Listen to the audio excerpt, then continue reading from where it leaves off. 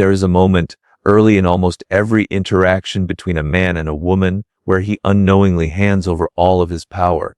He does not raise his voice. He does not say anything foolish. He simply asks a question, and then another, and then another. He believes he is showing interest. He believes he is being polite, curious, engaged. What he does not realize is that with every question, he is quietly placing himself beneath her, turning the exchange into an interrogation he is conducting on himself. You have done this. Almost everyone has done this. And until you see it clearly, you will keep doing it, wondering why the warmth in a conversation cools, why the energy drains out of a room, why she seems interested for a moment and then, without explanation, pulls away. This is not about tricks. It is not about lines memorized from some forgettable manual. It is about something older and far more consequential. The invisible architecture of human attraction, the way status is built or destroyed in the first 90 seconds of an exchange, long before either person consciously decides anything. Most people never learn this. They go through life believing that connection is built through effort, through asking enough questions to prove they care, through interviewing another person as though attraction were a job application. And so they wonder for years, decades even, why their sincerity is not rewarded. Why the nice ones finish last. The truth is uncomfortable, but it is also liberating once you understand it. Questions asked in excess are not a sign of interest. They are a confession of anxiety. Consider the pattern. A man meets a woman at a gathering, at a bar, in the hallway of an office. He is nervous, though he will not admit it, even to himself. Nervousness needs an outlet, and the easiest outlet is the question. Where are you from? What do you do? How do you know the host? Each question feels safe because it shifts the burden of the conversation onto her. She must answer. She must perform. And so, without meaning to, he has made himself the journalist and her the subject. And somewhere beneath the surface, she feels it. She feels herself being studied rather than met. She feels the absence of a man standing on his own ground and instead senses a man circling her, hoping she will hand him permission to continue. Watch this pattern in restaurants, at parties, in the tentative early messages of an app conversation. Most people believe that showing curiosity is showing value, but there is a difference, a critical one, between genuine curiosity, which radiates confidence, and interrogative curiosity, which radiates need. The first says, I find you interesting, and I am secure enough to explore that at my own pace. The second says, I do not know what to say, so I will keep asking you to fill the silence for me. Women, more than most men realize, are exceptionally skilled at detecting this distinction, often before either party is consciously aware it is happening. It is not a mystery. It is not feminine intuition in some mystical sense. It is pattern recognition honed over a lifetime of encountering men who oscillate between overconfidence and quiet desperation. She has met the interrogator before. She has met him many times. There is a friend everyone has or has been, the one who after a date replays the entire conversation in his head and cannot understand what went wrong. He asked her so many thoughtful questions. He remembered details from earlier in the conversation. He was, by every conscious measure, attentive, and yet she never called back. What he could not see, because almost no one is taught to see it, is that thoughtfulness delivered entirely through inquiry becomes a performance of insecurity. It becomes, over the course of an evening, exhausting in a way neither party can name. The listener begins to feel less like a person being discovered and more like a witness being cross-examined, and something in her withdraws, quietly, the way an animal retreats from a scent it does not trust, long before the mind catches up to explain why. This is not cynicism. It is simply the mechanics of human attraction, mechanics that have operated the same way for as long as men and women have gathered around fires, and later around tables in dim restaurants. Beneath the modern dressing of dating apps and casual conversation lies an ancient current, one that rewards presence and punishes anxiety, one that responds to certainty the way plants respond to light. Most people spend their entire lives unaware that this current exists. They believe they are simply unlucky or that the right words have not yet been found. But the words were never the problem. The posture beneath the words was the problem all along. Consider, too, the quieter variation of this same trap, the man who does not ask a rapid volley of questions, but who lingers too long on a single one, refusing to let it go, circling back to it, needing her answer to be thorough enough, interesting enough to justify the attention he has already paid her. This is the same anxiety wearing a slower disguise. It says, without meaning to, I need this answer to be good because I have staked something on this exchange and I am waiting to see if it was worth it. Watch for it in yourself. It rarely announces itself as fear. It disguises itself as diligence, as care, as the appearance of a man who simply wants to understand her better. But understanding pursued this way is rarely what it claims to be. It is reassurance dressed up as interest. Throughout history, those who understood the architecture of influence rarely relied on questions to hold a room. Watch the courtiers who thrived for decades inside palaces built on suspicion and rivalry. Men and women whose survival depended on reading a room correctly within seconds. They did not walk into a chamber and immediately begin extracting information from everyone present. They observed, they made statements, subtle and confident, that revealed something about themselves before demanding anything in return. Attention was earned through presence, not through the frantic collection of facts. The great seducers of history, the ones whose names still echo, understood a law that modern dating culture has almost entirely forgotten. Curiosity is magnetic only when it flows from abundance, never from lack. A man secure in himself asks few questions because he does not need reassurance that the conversation is going well. He can feel it. A man who is anxious asks many questions because each answer she gives is a small hit of relief, proof that she has not yet walked away. Here is a law worth remembering, one you may wish to return to long after this moment has passed. The person who needs the least from an exchange controls it. This is not a statement about coldness or detachment. It is a statement about internal steadiness. The generals who won wars they should have lost, the strategists who turned rooms of hostile nobles into allies, the diplomats who extracted concessions from stronger powers, none of them succeeded by revealing their hunger.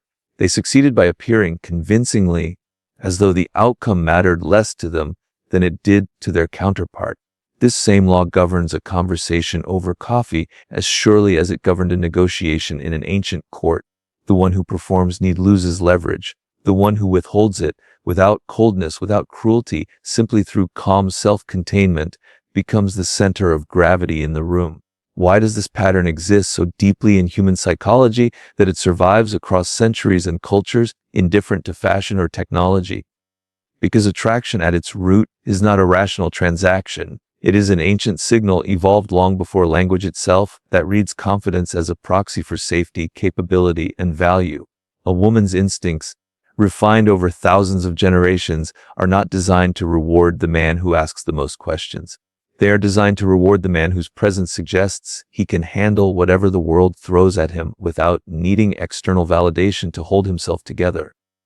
Excessive questioning, however well-intentioned, broadcasts the opposite. It says, I am uncertain of my own worth in this moment, and I need you to keep proving it to me through your answers. No one, however kind, finds that magnetic for long. Compassion, yes. Warmth, yes. Attraction, rarely. This is the deeper truth beneath the surface pattern. Silence, statement, and observation carry more erotic and social charge than interrogation ever will. A well-placed observation, noticing something about her energy, her expression, the way she laughs at her own joke before finishing it, communicates presence. It says, I am not waiting for you to hand me material to work with. I am already here, already paying attention, already forming my own read of this moment. This is a fundamentally different energy than the one produced by rapid-fire questions. And the difference is felt immediately even by those who could never articulate why. There is an old idea present in every era that valued the art of persuasion, that the tongue reveals what the posture has already betrayed. A man may say all the right things, ask all the right questions, and still be read correctly as anxious, because the questions themselves are the tell. They are the visible symptom of an invisible discomfort.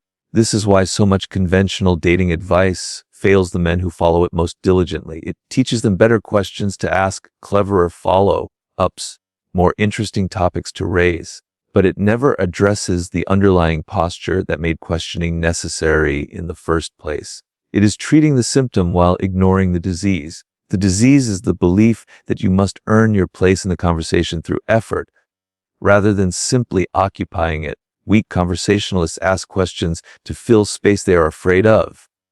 Powerful ones let space exist, trusting that the right words will come without forcing them. Weak conversationalists treat every silence as a failure to be corrected immediately. Powerful ones understand that silence, held with ease, is one of the most disarming forces available to a person willing to tolerate it. Weak conversationalists believe that value is proven through effort, more questions, more follow-ups, more evidence of listening. Powerful ones understand that value is demonstrated through calm, through the simple willingness to speak a thought and let it land without needing permission to continue. The insiders, the ones who move through rooms with an ease that others envy without understanding, operate on a different internal rule. Instead of asking, they observe aloud. Instead of interrogating, they offer a piece of themselves first and let curiosity follow naturally from what is given, not extracted. This inversion changes everything.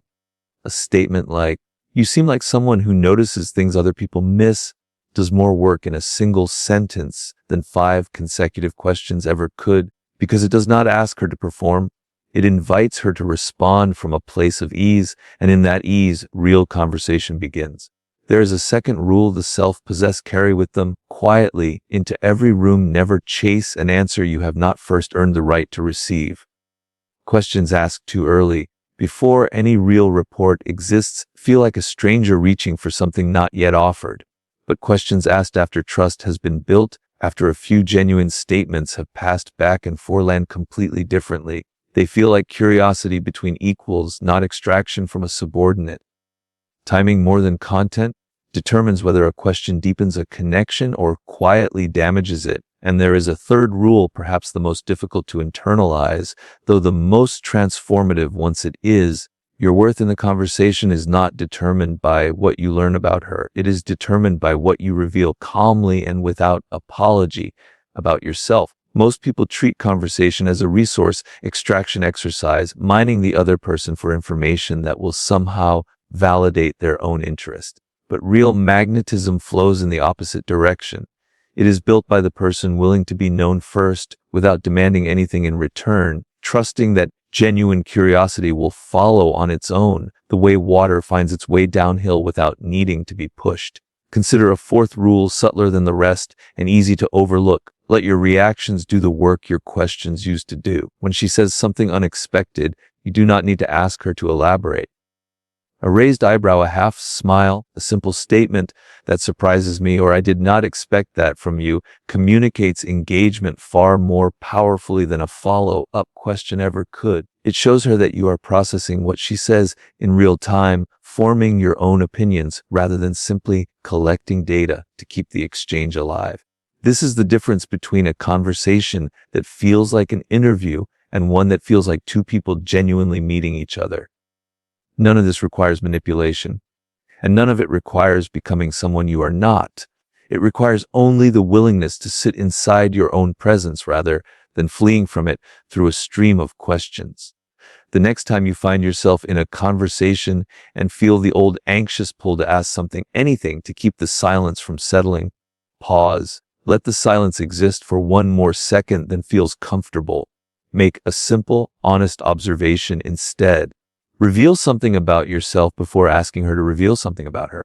You will feel almost immediately a shift in the temperature of the exchange, a change in the way she leans in rather than politely enduring another question she must now answer. This is not about becoming cold, distant, or calculating. It is about becoming finally someone who does not need the conversation to go a certain way in order to feel whole. That shift from needing to sourcing is the entire difference between the men who are remembered and the men who are forgotten within minutes of the conversation ending.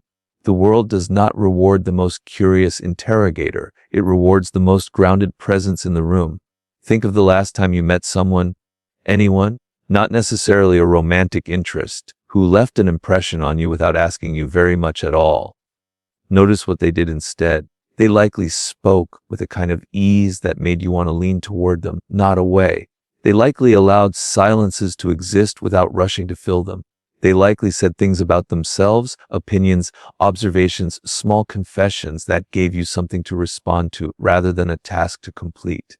This is not an accident, And it is not a rare gift reserved for a fortunate few. It is a posture, learnable and repeatable, once you understand what it is actually built from. You will meet again and again the version of yourself that wants to reach for a question the moment silence begins to stretch. Notice it. Do not obey it automatically. The moment you feel that old, anxious pull, you will now recognize it for what it always was. Not thoughtfulness, but fear wearing thoughtfulness as a disguise. And once you see a pattern clearly, you can never again mistake it for something else. The next time this happens, you will not just react. You will see it. And in seeing it, you will already have changed the outcome before a single word is spoken.